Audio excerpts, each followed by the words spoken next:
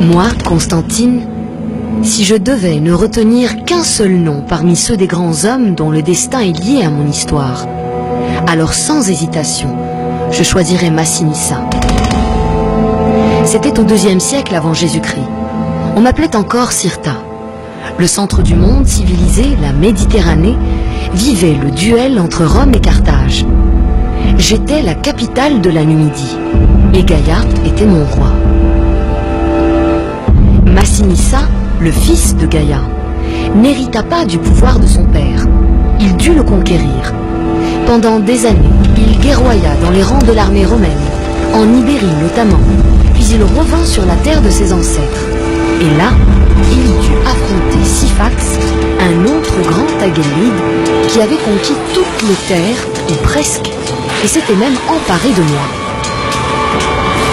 La lutte fut impitoyable. Syphax s'était allié à Carthage. Massinissa reçut l'aide de Rome.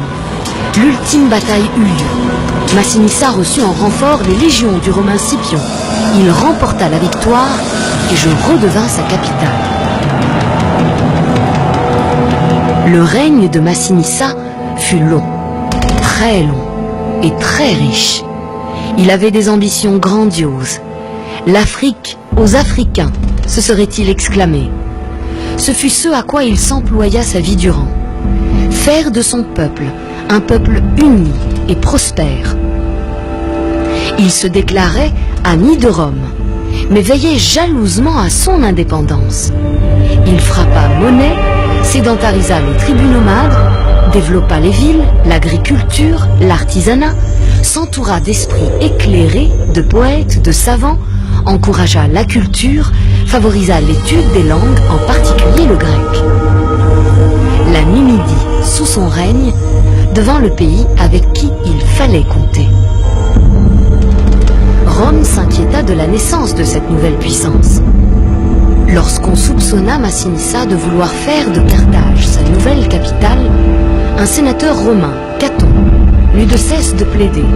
« Delenda Carthago » il faut détruire Carthage. Massinissa était déjà un vieil homme. Son énergie légendaire s'épuisait.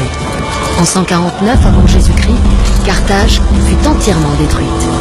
Massinissa était mort depuis 2 ans. Ses sujets, dans la plus grande affliction, lui élevèrent un temple à Douga. On dit que le monument de Sumat al-Khroub serait son tombeau.